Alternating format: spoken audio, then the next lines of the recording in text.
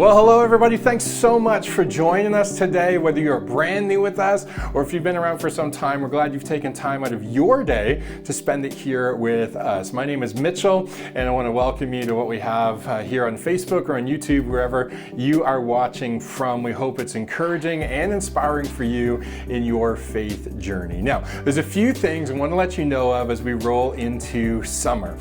First of all, starting today, we are hosting one service together outside at Drumlin Heights School at 10 o'clock in the morning on Sundays. And that's going to be our plan going through the summer. So one service, 10 o'clock Sunday morning, Drumlin Heights School. Any changes to that, specifically due to weather, we'll do our best to communicate on Saturdays. The biggest source of information for that will be Facebook, and you can like and follow our page at facebook.com/apbchurch to know what's happening for Sunday services if the weather is not looking the greatest. So I'd encourage you to join us in person. Through the summer, we will be posting some online content for services, but we really want to strongly encourage you to get back together with people as we gather outside at Drumlin Heights School. Now, a few things coming up that you'll want to know of. First of all, if you've got young children, Camp Peniel is taking summer camp on the road this year, and we're going to be hosting a week of day camps on July 19th to 23rd here at APBC,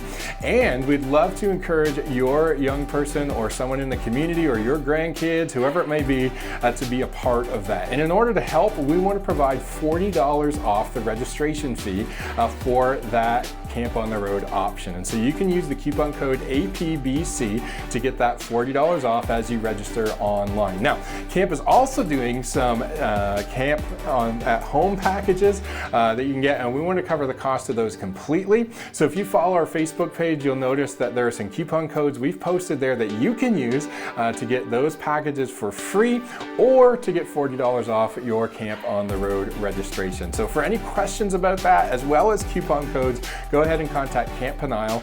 And you can visit their website at camppeniel.ca to register and to find out more about those options for your students this summer. Now, as well as we roll into some of the things happening, we need to have some volunteers together to help clean and organize within the building, as we've not been moving around too much in the basement lately, and there's a lot that needs to be done. So if you're able to come help clean or organize here at the church, we've got a couple of outdoor projects as well that we want to get accomplished. If you can contact myself or Barbara, let us know you're able, and we're going to kind of put together a group, not this coming week, but the next week, in order to tackle some of those projects. And so we'd love to hear from you that you're willing and able to volunteer for those things. As well, coming up on Wednesday, July the 14th at 7 o'clock, we're hosting a very important members meeting here at the church. It's going to relate to the possible purchase of a property that's near to the church, as well as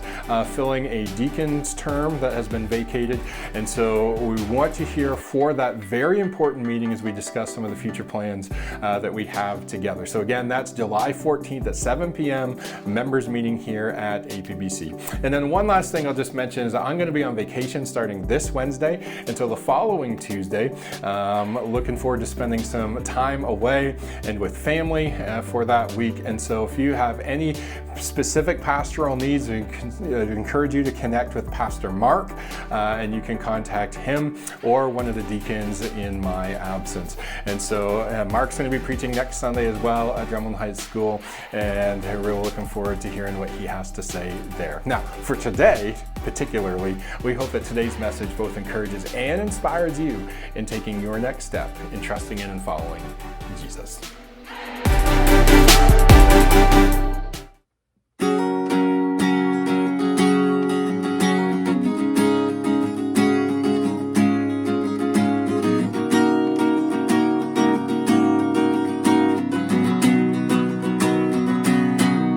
There is an endless song that goes in my soul.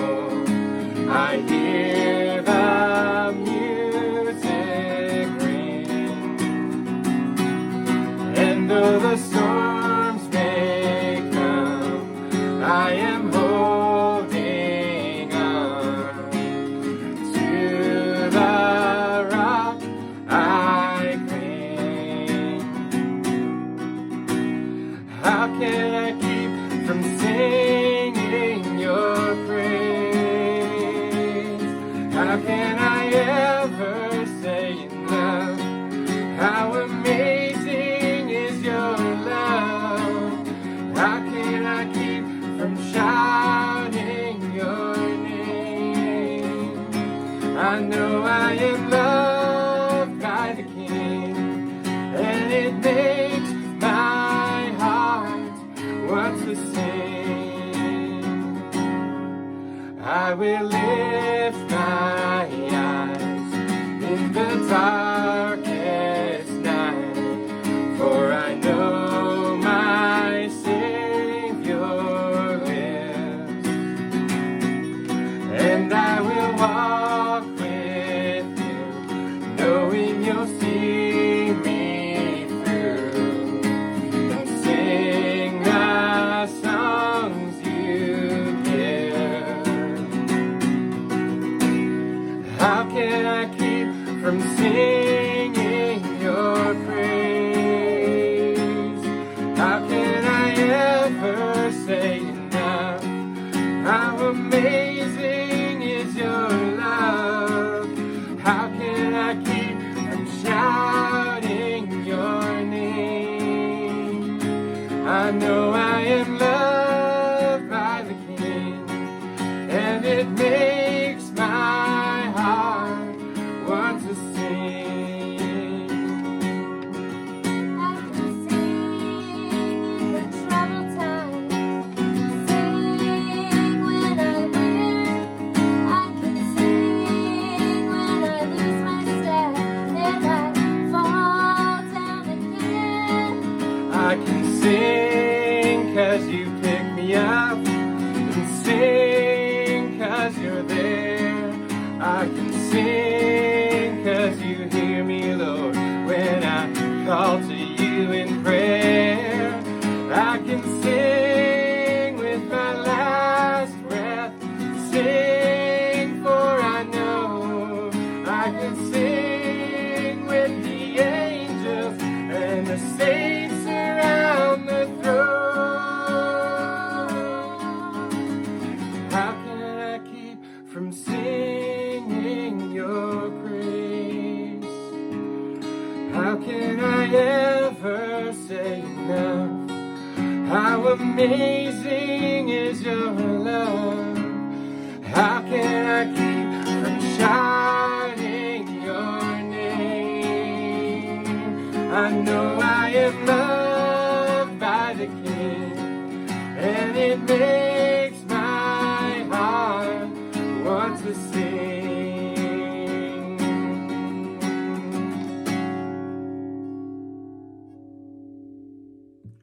Bless the Lord, oh my soul, oh my soul. Worship His holy name. Sing like never before, oh my soul. I'll worship your holy name.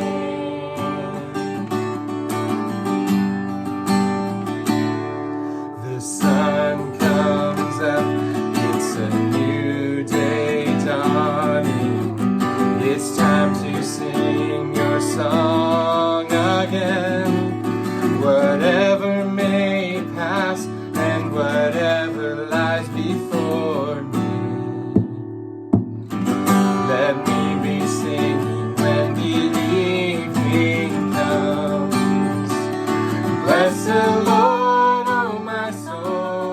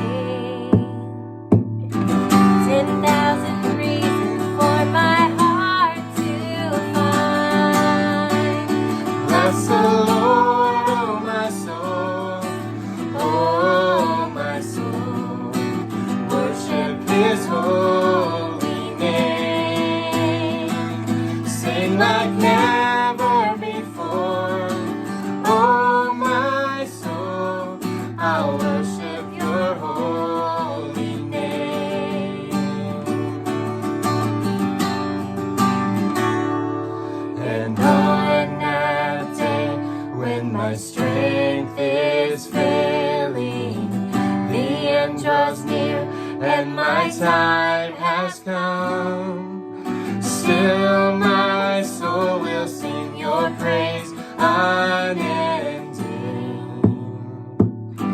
10,000 years and then forevermore. Bless the Lord, oh my soul, oh my soul. Worship His holy name. Sing like never before, oh my soul. I worship your holy name. God, I worship your holy name.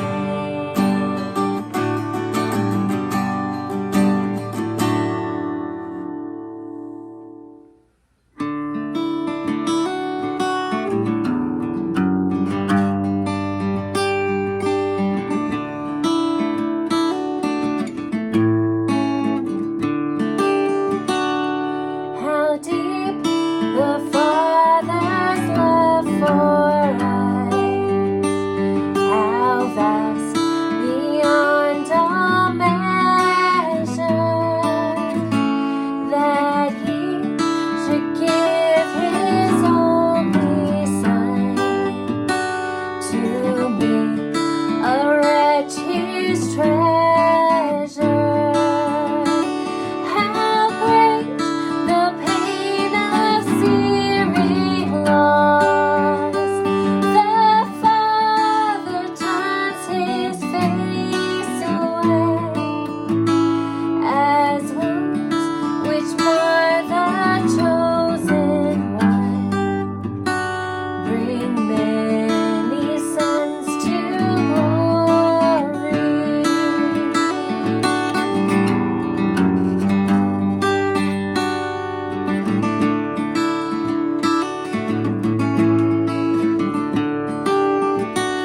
Behold the man upon the cross, my sin upon His shoulders.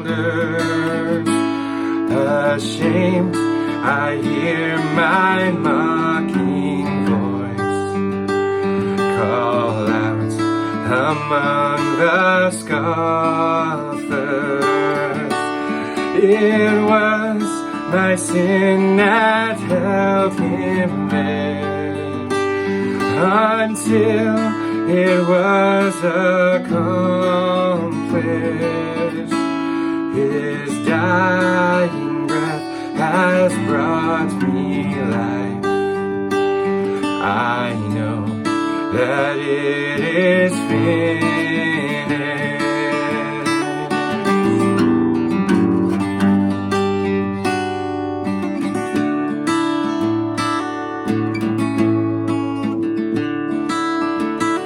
I will not boast in anything, no gifts, no power, no wisdom, but I will boast in Jesus Christ, His death and resurrection. Why should I gain from His reward? I cannot give an answer, but this I know with all my heart: His wounds have paid my ransom. Why should I gain from His reward?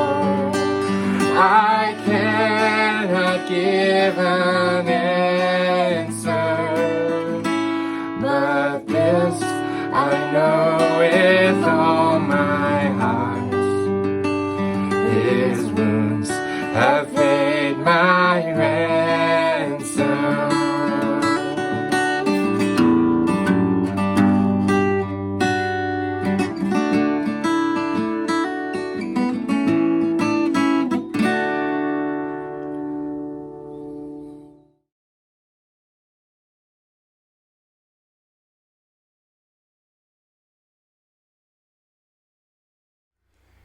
Well, for many of us, today is the first Sunday, the first official Sunday of summer. And as school is wrapping up, it's the end of June, we're into the first weekend of July now.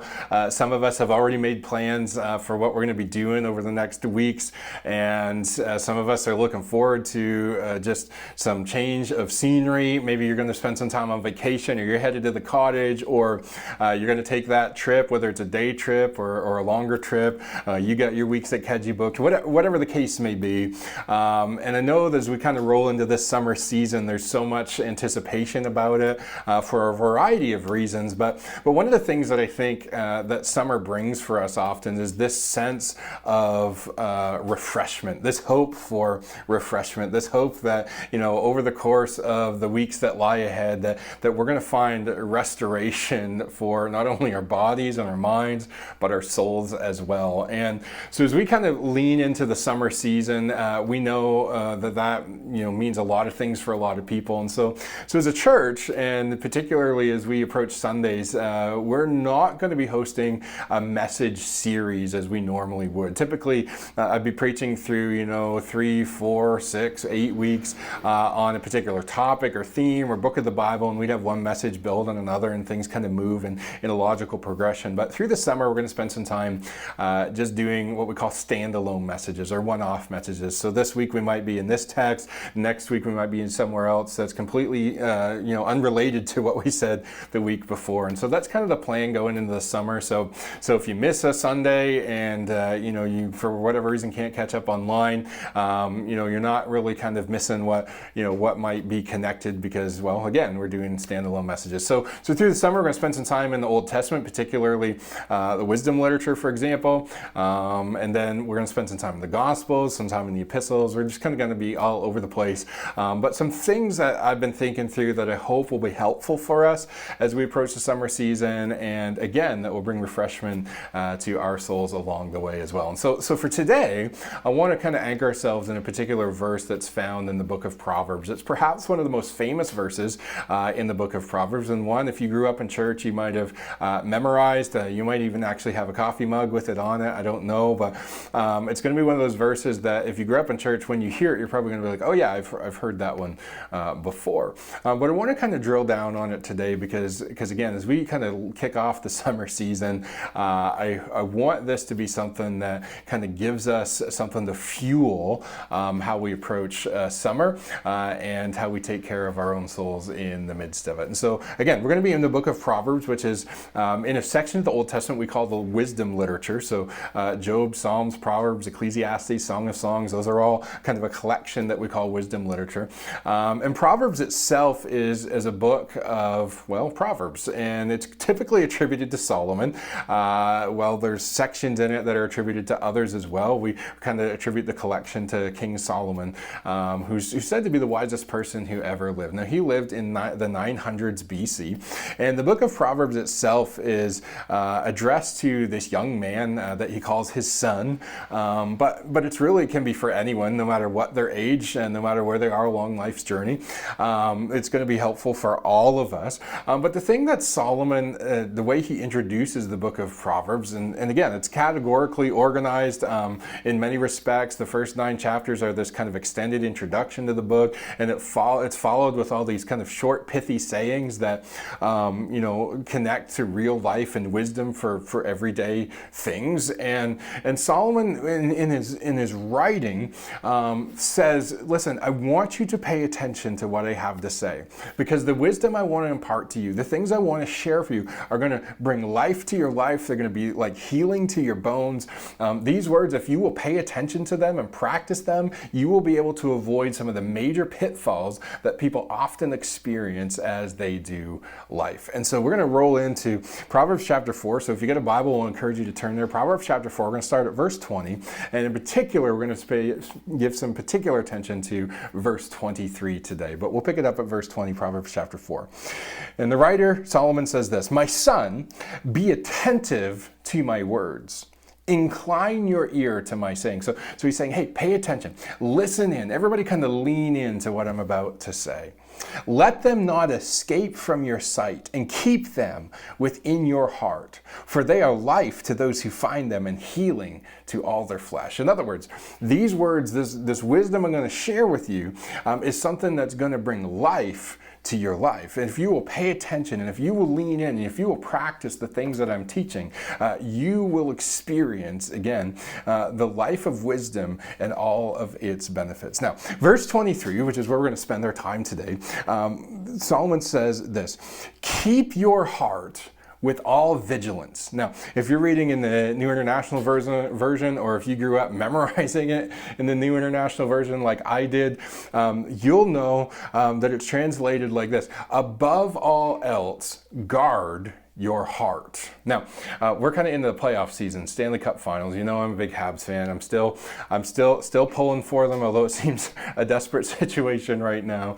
But the thing is that, you know, there's so much about in hockey that you want to guard, right? When you're on the defensive zone, you want to pay attention. You don't want to let the puck in the net. And so there's a goalie that's there, and there are people who block shots, right? Of all the attacks and the things that are coming your way, you want to prevent certain things from happening, and you're on guard about something because you're protecting the net and the crease and that whole area from allowing the puck through. And so the idea is that we want to be guarding our hearts, or keep your heart is the way it's written in the ESV. In other words, take care of or protect it. Now Solomon's not talking about kind of our literal hearts, although that's important to protect and to keep in the guard as well. You know, you want to get those exercises in that get your cardio up and that are good for heart health, your walks, your, you know, whatever it is that you do. And it's important that we do that because that is also helpful for life and living too. But what Solomon has in mind here is deeper than that. It's broader than that. It has to do with the totality of our lives and the kind of people that we are. And Solomon says, keep your heart, or take care of it, or protect it.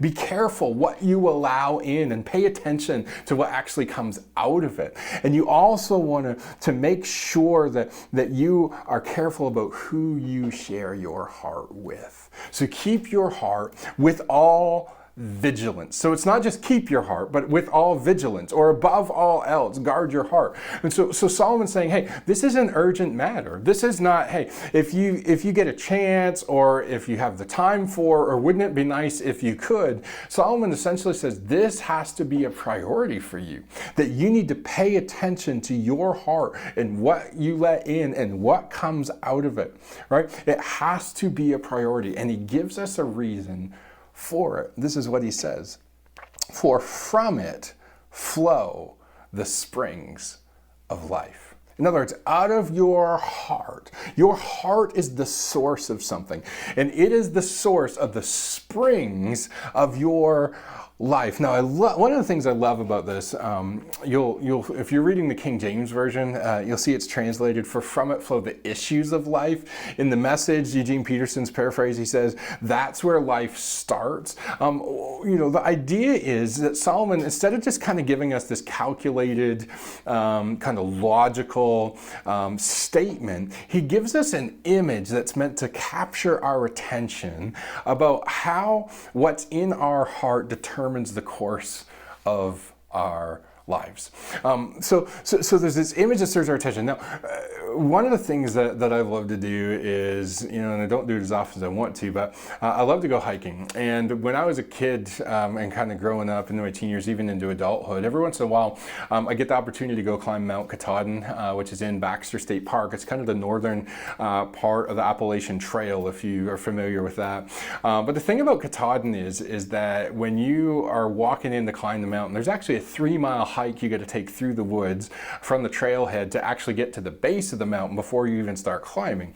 And so there's this 3-mile hike in through the woods, and it's beautiful. It's a beautiful hike, and it runs along, in many parts of it, this bubbling brook. And that brook actually is moving quite fast, and it's over rocks and boulders and around things, and it's just fascinating. And you hear the rush of the water. I mean, it's so when you go to climb Katahdin, you want to be up and going by 7 in the morning, because if you're going to make it up and down during daylight, you want to be making sure that you're on the trail by 7 a.m. And so it's this fresh start to the day. The sun is coming up, and you know, the trees and the birds and just this brook flowing, and you got this hike, and there's this excitement and the beauty, and you've got the energy that you need that's very different from the energy you have coming back down the mountain.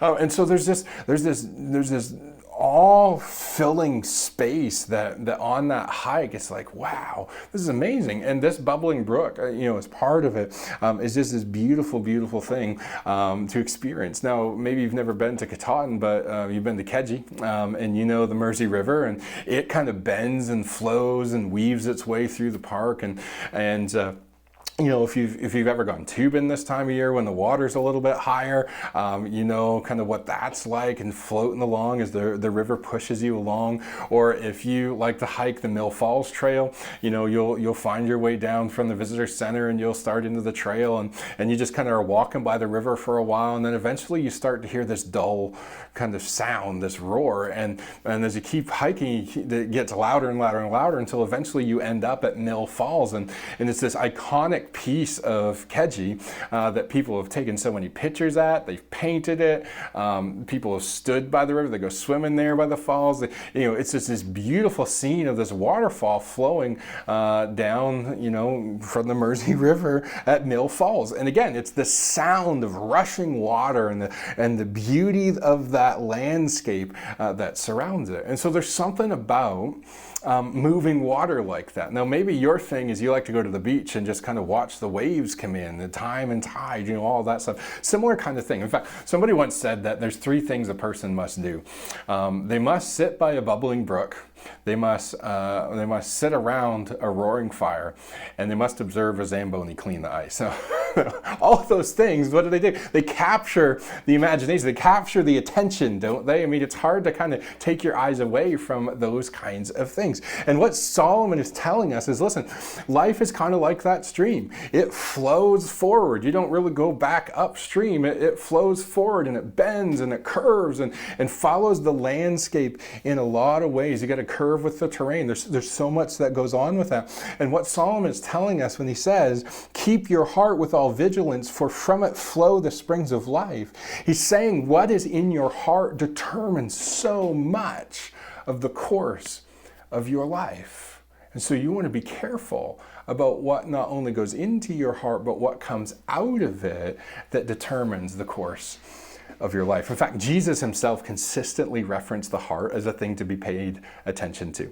Over and over again, he would say, hey, pay attention to what's going on in there. Or do you see what's happening, you know, in the hearts of these people? And he's just constantly drawing attention to what's going on in the heart. Why? Because it is the source of attitudes that form our actions that determine the story of our lives.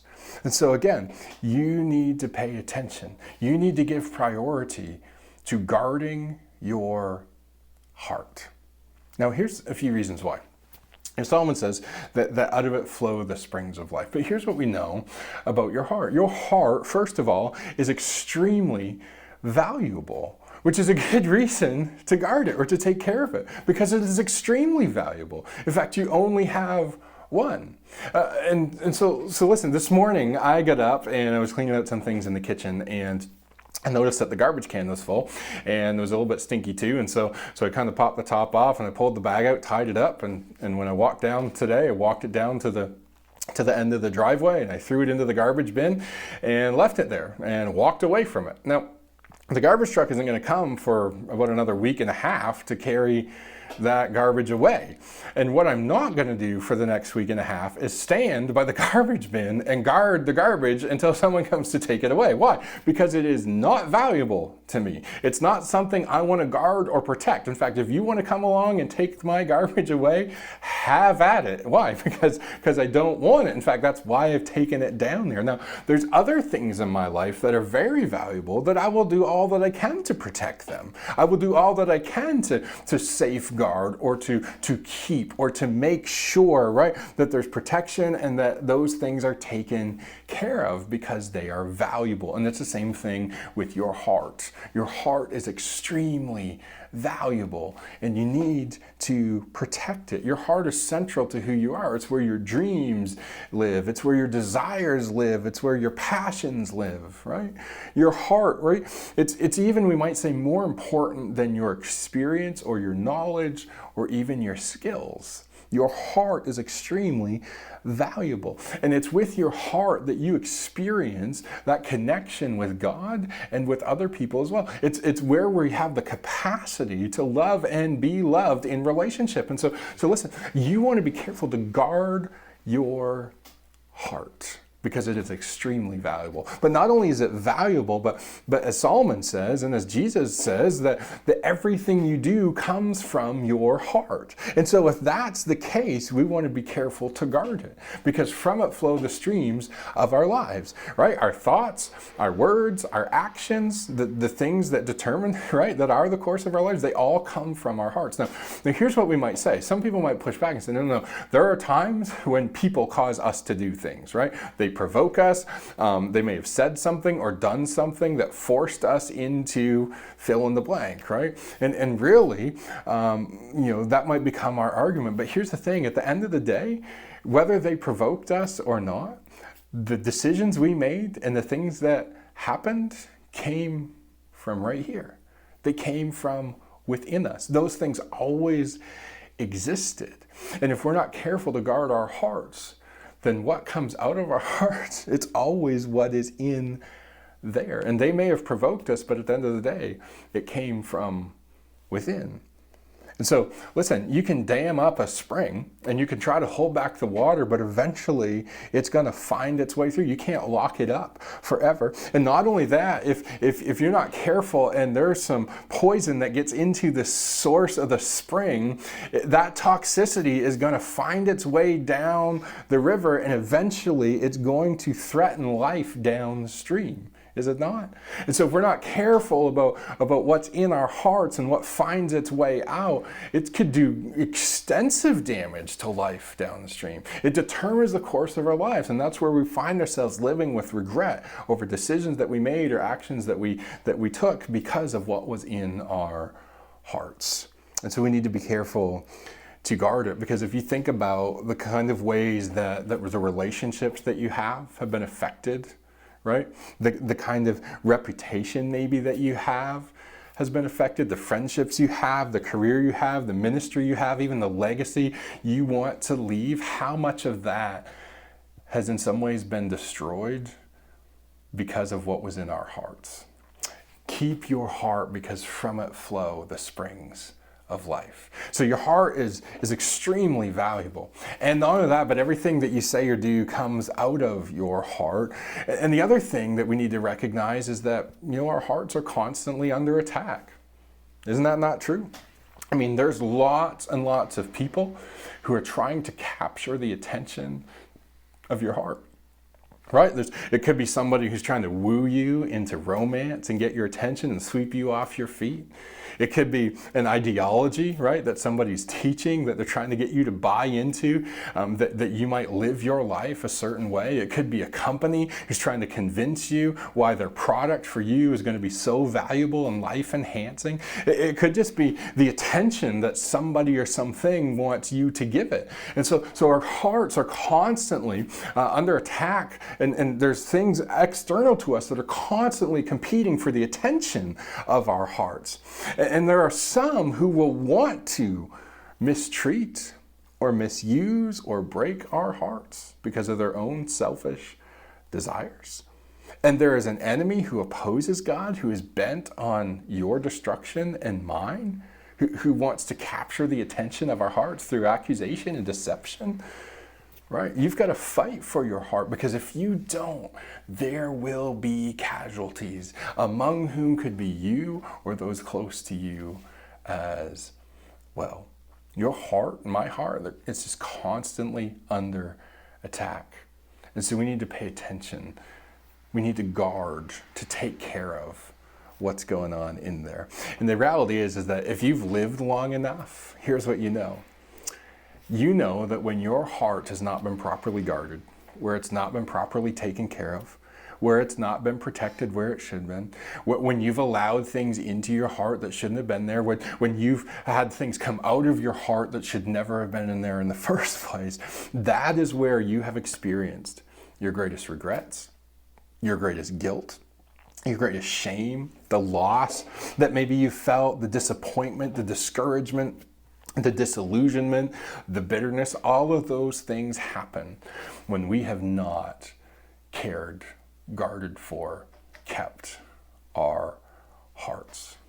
Now, the good news is that Jesus offers refreshment for our hearts. In fact, he offers us a new heart. In John chapter 7, we have this fascinating thing that happens where Jesus is in Jerusalem during what's called the Feast of Tabernacles, or the Feast of Booths. And this would typically happen toward the fall of the year, like around September.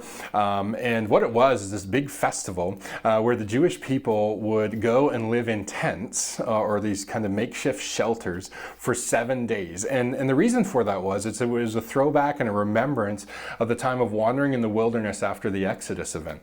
And so they would live in these temporary shelters as kind of a reminder of those days past, and the fact that God himself actually in the middle of the story came and tabernacled with them, right? When God gave Moses the instructions to build the tabernacle, and God says, this will be my people and I will dwell in their midst. I will tabernacle with them. I will come down and be present in the community that is this nation of Israel. And so God has promised this, and the people are living in tents in the wilderness experience. And what happens is that this festival was a reminder of that year after year, when God tabernacled with his people. And the hope was that the expectation and the prayer that's attached to this festival is that God would again do that when he would set up, his kingdom forever. And so there's this historical reminder, but as well as this future hope that's longed for. Now, the interesting thing is that John, who is an eyewitness to the life and events of Jesus, he wrote the Gospel of John. John begins his Gospel by saying in verse 14 of chapter 1, he says, "And the Word became flesh and dwelt," or tabernacled, "among us," literally pitched his tent and moved into the neighborhood. And he's talking about Jesus as being God who moved into the neighborhood. And so following, on that recognition, we come to this moment on the Feast of Tabernacles. And John says in chapter 7, verse 37, that on the last day of that feast, the great day, now there's something about the last day that's super important as well historically, is that on that last day, the priests will go down to the pool of Siloam, and they would take this golden jug and they would fill it up with water, and they'd bring it back up to the temple, and they would take this jug of water and they would pour it around the altar. And there's this expectation, again, that while that water's poured out, it was not only a thankfulness for the provision of God, but in so many ways it was a prayer that God would continue to provide for his people. And so on this great day of the feast, probably sometime around when they were pouring that water, Jesus stood up and he cried out and he says this, "If anyone thirsts, let him come to me and drink." Is anybody thirsty? Is anybody longing for the provision of God? Is anybody finding that in your experience of life, you've tried things and it just keeps coming up empty? Is anybody's soul shriveled? Like is anybody thirsty? If you are, come to me and drink. If you found that all of your satisfactions come up wanting in the end, the invitation of Jesus is come to him. He is inviting us into the story of God's deliverance.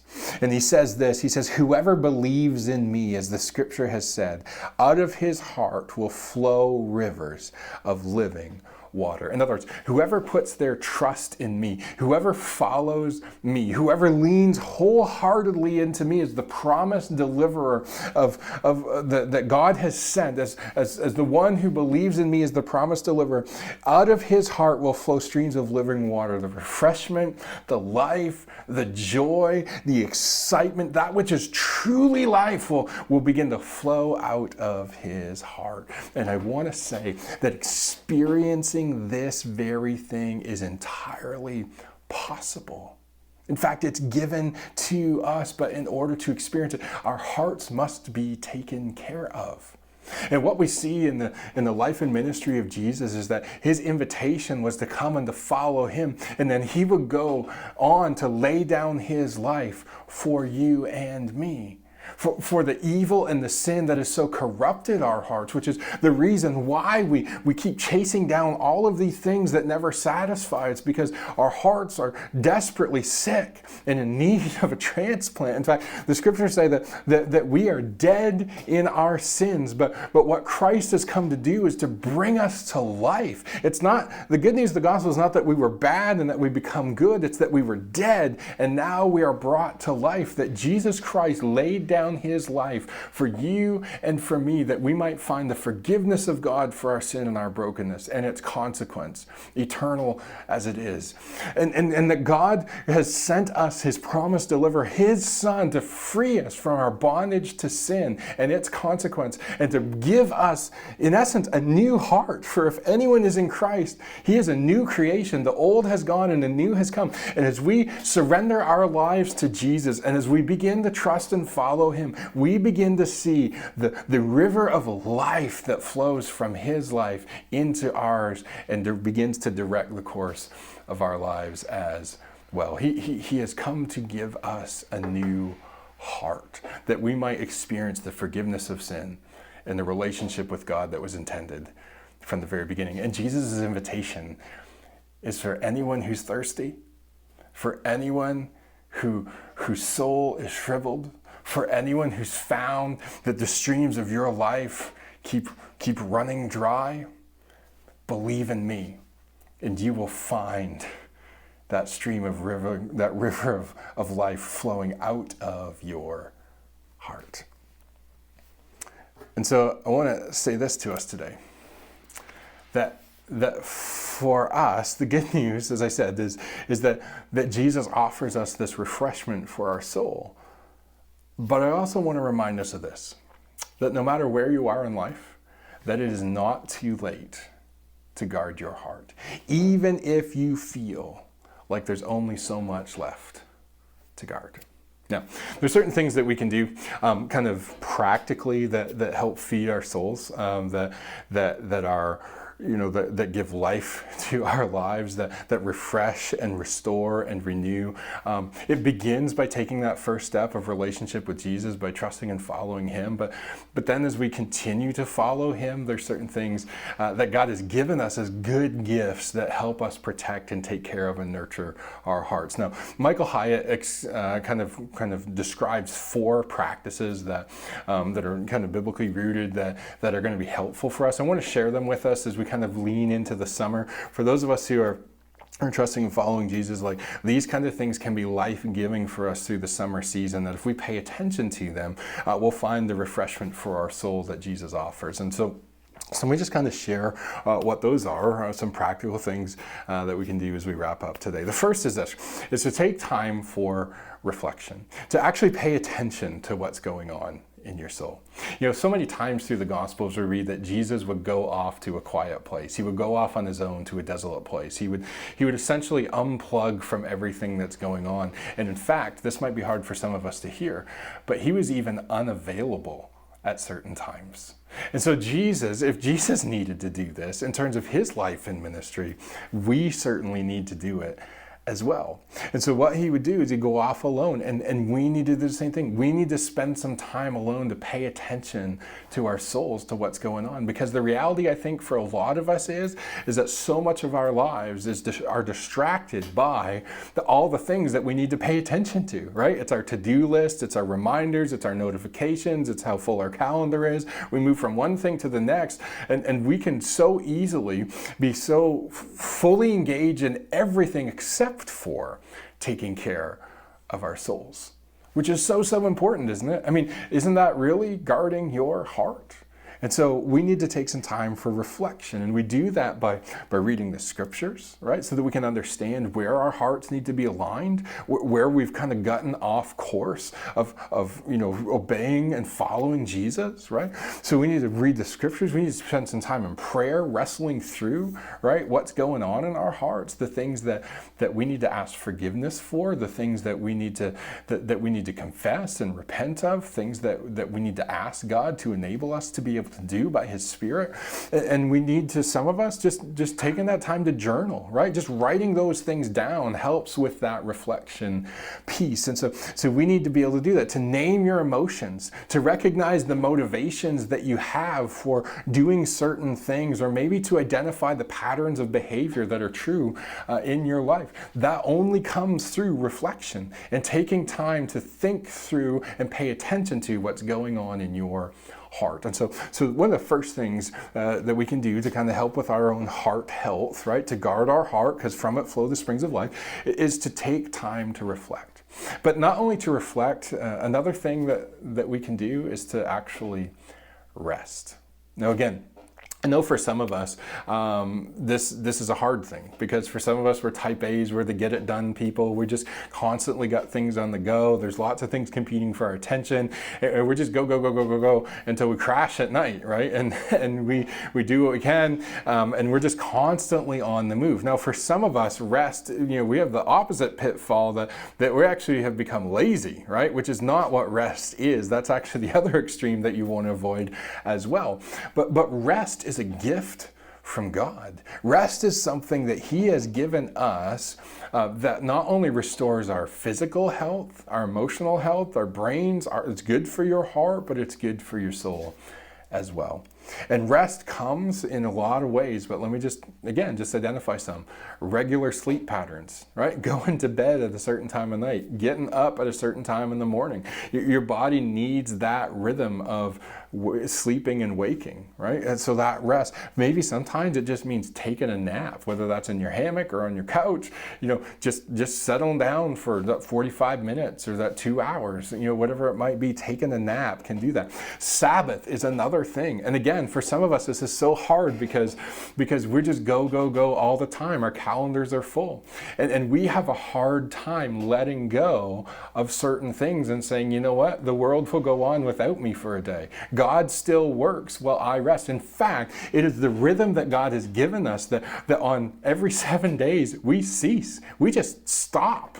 And we stop working to recognize that God is God and that we're not, and to bring that, again, rest for our souls. And for some of us, myself included, Sabbath can be such a hard rhythm to learn, but we need it. It's a gift from God, and so is vacation. For some of you, this summer you're going to be spending some time on vacation. You're going to be going away, whether it's to Keji, you're taking that trip, you're out on the boat, you're, even if you're just around the house for a week or two. That vacation time is so important, where you disconnect from the regular rhythms of life and you disrupt that with something completely different. And so that rest is a gift from God. Now, one other thing I'll mention about rest that I think, again, is going to be hard for some of us to hear, but is so incredibly important, is that oftentimes our rest gets disrupted by one thing in particular. You know what that is? It's your phone. And I know, I don't want to that's going to be stepping on some toes here, mine included, right? But the reality is that our phones, whenever they ding or beep or vibrate, right? Because your notifications are turned on, or your sound is on, or it's in your pocket, or it's right beside you, on the table or wherever you are. It's just, there's this anxiety that's created until you actually see what the message is or who's asking for your attention. You know what? The thing about our phones is that they're a constant distraction for us, and they can often pull us from our rest. And so practically speaking, and I know some of these things are so hard, I've had to work through some of my own issues with being able to do these things, but the reality is that for some of us, we need to set our phone in another room for a time. For some of us, we need to put our phones on silent mode, right? Or do not disturb for a time. For some of us, it needs to just go on a shelf when we are eating dinner, or we have company over, or we have to be engaged in something that we need to be giving our full attention to. You need to set your phone aside. And dare I even say that maybe you need to turn your phone completely off every once in a while. Why? So that you can rest. So not only do we need to spend some time to reflect, we need to spend some time resting. Recreation is another important piece, right, for us. One of the things that I've heard a lot about recently that's been, I haven't actually done this yet, but I plan to, is to create a life-giving list. A list of things that when you do them, you just go, I feel so much better. I feel so much lighter. Those kinds of things restore my soul. And for some of us, your life-giving list, right, you might need to put on it, maybe it's painting is your thing, or maybe it's writing music or playing music. Maybe for you it's writing, or maybe it is fishing, or going out on the boat, or cooking, or a hike, or walking the dog. Whatever it is that you find gives you life in that recreation, make a list of it, because the reality is that sometimes we find ourselves, again, running from one thing to another, that we don't pay attention to the things that breathe life into our souls, and we need to spend some time doing those. And if you have a list of those things, you can just easily pull it out and go, man, what can I do on this list today that's going to be refreshing for my soul? And so recreation is another one. And then finally, relationships as well, of spending the time with people in authentic connection, whether that's your spouse on a date night, whether that's with your kids playing or doing something with them, whether it's going out with friends, whether it's eating a good meal, maybe it's just making time in a certain space, maybe it's actually serving somebody else. But engaging and investing in those relationships where we are present in the moment can be so restorative. And so reflection, rest, recreation, relationships, those are some of the things that will help us have a healthy heart. And as we do those things, right, that's part of what guards our heart. And we want to make sure that above all else, we guard our hearts, because from it flow the springs of life. And the spring of your life may have at some point, and maybe right now, taking you in some weird or wild direction. But Jesus' invitation to us is to experience the living water that flows from relationship with and believing in Him. Let me pray for you. God, I thank you so much for these words. We thank you for Solomon, who wanted to pass on the wisdom that you had given him, that we might listen to his words and pay attention to them. And God, I pray that as we've heard his instruction to guard our hearts, for from it flow the springs of life, that we would indeed be the kind of people who would do just that. And God, as we reflect on Jesus' invitation, that for anyone who's thirsty, to come to him, because out of him and out of relationship with him, we will experience the living water that flows through our hearts. And God, that comes through confession of sin. It comes through recognizing his lordship. It comes through believing, trusting, following, obedience to his words in our lives. And God, I pray, no matter where we're at today, for whoever's listening, that we would begin to guard our hearts, because from it flow the springs of life. We pray in Christ's name. Amen. Well, grace and peace to you today as you lead into this summer. I hope that's helpful for you, to give you some of the practical tools that you'll need to experience the refreshment that you need, and that you might be able to guard your heart, because from it flow the springs of life. Take care. We'll see you next week.